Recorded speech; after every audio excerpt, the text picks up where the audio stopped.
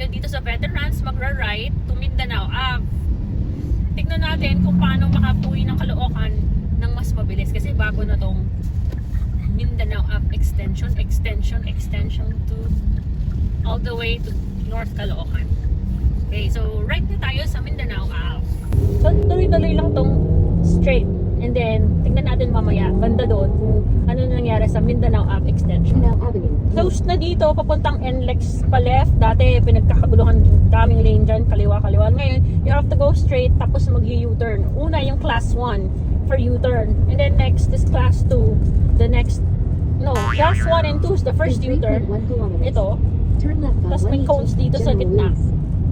So, yung mga para straight, the third and fourth lane. Yung mga pa U-turn, the first and second lane.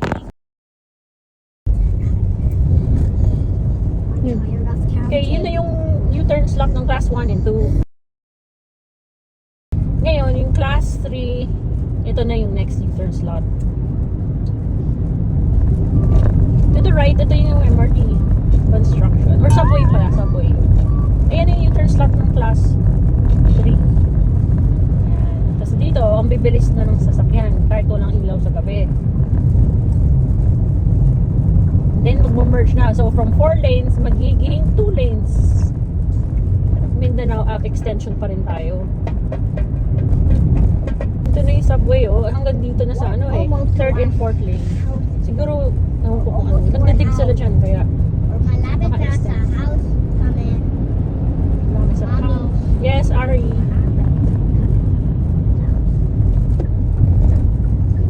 Then, gusto ko lang pakita na ito yung dati, hanggang dito lang yung Mindanao Ave extension. So talagang inopen na nila ito siguro mga 6 months ago. Pwede na dumaan dito yung light vehicles. Pero kung mapapansin nyo, meron ditong wall sa gitna na hindi pa nagigiba. So yan, dati right only yan. Closed pa to. Then ngayon, inopen na nila ito. At maluwag na. Puntang Caloocan, Novaliches, Valenzuela. Pwedeng lumabas ang Paso de Blas, General Luis. So maraming alternate options papuntang Bulacan, gano'n. Hindi yung nagsisiksikan dun sa Balintawak. So hanggang dito, subway project pa din sa right side.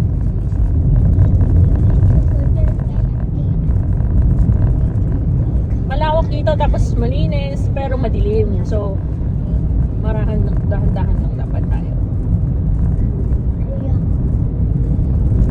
So ito na yung boundary ng QC tsaka ano ba to? Quezon City tsaka Valenzuela City. So ito yung intersection na magulo pa din. Pa-right lang dati lahat ng sasakyan. Ipupunta yun sa lubak-lubak sa mga factory. Labas din yan General Luis.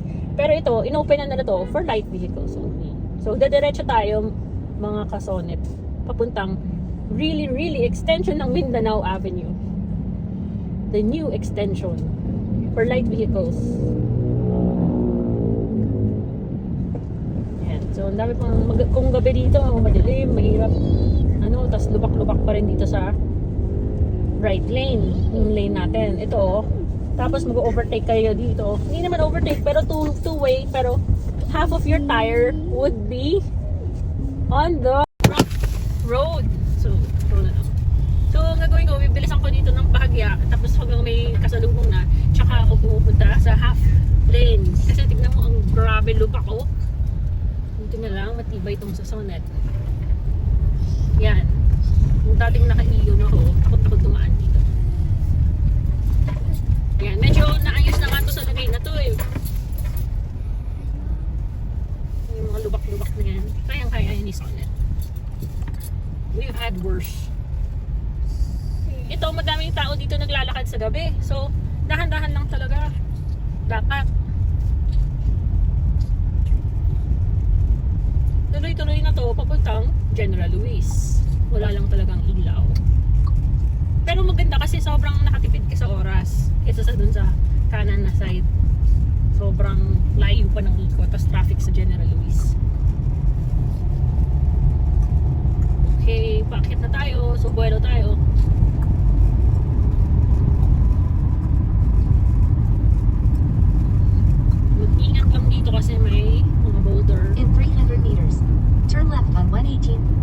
Luis. Pero left side tayo kasi magla-left tayo sa dulo, which is General Luis. Ayan na, ang pinaka-dulong-dulo ng Mindanao Extension. For light vehicles only. Turn left on 118. Ayan, General we're Luis. here, General Luis, Caloocan. Okay. Bye! If you learned a thing or two by watching this video, please support me by subscribing to my channel, It's a Lovely Day PH. Thanks!